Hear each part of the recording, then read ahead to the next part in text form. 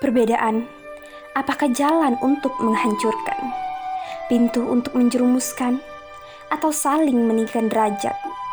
Mengapa banyak dari mereka yang tersenyum jahat karena status, menatap sinis hanya karena perbedaan? Teman, perbedaan adalah kelengkapan dan persatuan. Tanpa perbedaan, hidup tak akan berkesan. Indonesia, negeri kita tercinta, memiliki keberagaman yang dibingkai dalam Bhinneka Tunggal Ika. Maka jadikanlah perbedaan dan keberagaman menjadi energi yang positif, bukan pemicu perpecahan, apalagi permusuhan. Jadilah umat yang siap menerima perbedaan demi terciptanya persatuan dan kesatuan. Mari wujudkan moderasi beragama, tak perlu menegakkan kepala untuk merendahkan yang lainnya. Indonesia, bukti keberagaman, bukan tempat berselisih paham.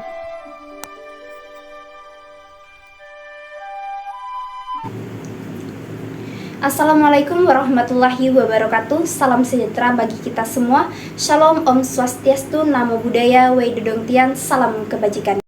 Lagi bersama saya Putri Medania. Apa kabar semuanya? Semoga dimanapun kalian berada tetap dalam keadaan sehat dan berbahagia.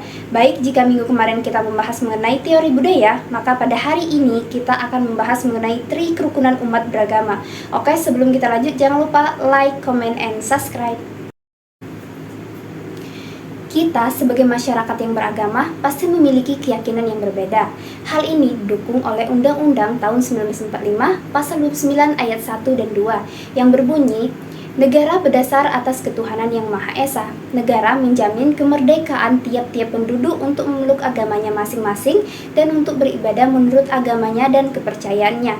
Apa saja sih agama yang ada di Indonesia? Agama di Indonesia ada 6, yaitu yang pertama agama Islam. Agama Islam merupakan agama yang dianut mayoritas penduduk di Indonesia.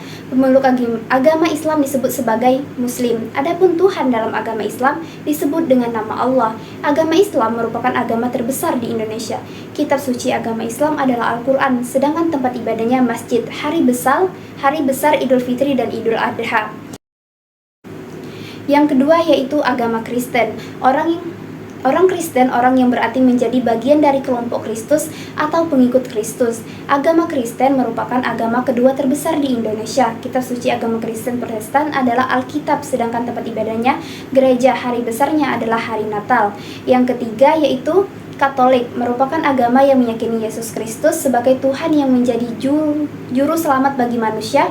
Agama Katolik menjadi agama ketiga terbesar di Indonesia. Dalam agama Kristen Katolik, penyebutan untuk kitab suci yang juga sama dengan agama Kristen Protestan, yaitu Alkitab. Tempat ibadahnya gereja. Hari besarnya adalah hari Natal. Yang keempat yaitu agama Hindu. Umat Hindu berpegang teguh pada dasar keyakinan dalam menjalankan agamanya. Dasar ini yang selanjutnya menjadikan semua umat beragama Hindu percaya sangat meyakini keberadaan Tuhan atau Sang Hyang Widiwasa. Agama Hindu merupakan agama keempat terbesar di Indonesia. Veda adalah kitab suci agama Hindu, sedangkan tempat ibadahnya Pura. Hari besarnya adalah hari Nyepi dan hari Raya Galungan. Yang kelima yaitu agama Buddha. Ajaran Buddha adalah serangkaian upaya terampil yang membantu kita untuk mengembangkan daya manusia. Sifat sejati agama Buddha merupakan agama kelima terbesar Indonesia. Kitab sucinya yang sering dikenal dengan Pitaka atau Keranjang. Tempat ibadahnya Vihara. Hari besarnya adalah hari Waisak. Yang keenam yaitu agama Konghucu, yang diambil berdasarkan nama pendirinya yakni Konghucu. Agama ini sudah ada sejak 2500 tahun yang lalu. Agama Konghucu merupakan agama ke-6 terbesar di Indonesia. Kitab utama yaitu kitab Sihu dan kitab Wujing. Sedangkan tempat ibadahnya adalah Kelenteng, Litang. Hari rayanya adalah hari tahun baru Imlek.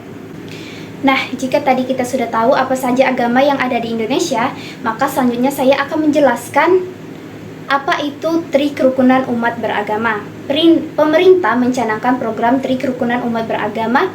Program tri kerukunan umat beragama ini berisi 3 konsep, yaitu 1. Kerukunan inter umat beragama. Kerukunan inter umat beragama artinya kerukunan di antara aliran-aliran atau paham-paham yang ada di dalam suatu umat atau komunitas agama di dalam satu agama. Ada kemungkinan akan melahirkan konflik yang disebabkan oleh peradaban, pandangan, dan penafsiran terhadap agama itu sendiri. Perbedaan penafsiran, penghayatan, pemahaman, dan pengkajian dapat mengharmonisasikan inter umat beragama. Contoh kerukunan inter umat beragama yaitu saling gotong royong membersihkan rumah ibadah menjelang hari raya. Yang kedua yaitu kerukunan umat antar umat beragama. Memiliki pengertian kehidupan beragama yang tentram antara masyarakat yang berbeda agama dan keyakinan. Tidak terjadi sikap saling curiga mencurigai dan selalu menghormati agama masing-masing. Contoh kerukunan antar umat beragama yaitu menghormati atau memberi kesempatan pemeluk agama lain untuk beribadah. Yang ketiga yaitu kerukunan antar umat beragama dengan pemerintah. Kerukunan umat beragama tidak dapat berjalan dengan baik tanpa keikutsertaan peranan pemerintah. Kebijakan-kebijakan yang dikeluarkan pemerintah melibatkan tokoh-tokoh agama. Tidak terjadi kesalahpahaman di tengah masyarakat, pemerintah dan tokoh agama dapat menjalin kerjasama demi menciptakan persatuan dan kesatuan bangsa. Kerukunan merupakan suatu kedamaian yang selalu didambakan oleh setiap manusia. Perbedaan keyakinan dan kepercayaan sangat rentan menimbulkan konflik antar pemeluk agama. Melalui konsep tri kerukunan pemerintah mengupayakan agar tercipta suatu keadaan yang tidak ada pertentangan dalam antar umat beragama, antar golongan agama yang berbeda satu sama lain, antar pemeluk agama yang satu dan lainnya. Nah, itu dia pembahasan tentang merawat tri kerukunan umat beragama. Jika ada kesalahan, mohon koreksinya untuk dipelajari bersama, dan jangan lupa untuk share video ini agar lebih banyak yang tahu dan berilmu. Sampai jumpa dan nantikan saya dalam video-video lainnya yang tidak kalah menariknya dari video-video sebelumnya. Wabillahi taufik wal hidayah. Wassalamualaikum warahmatullahi wabarakatuh.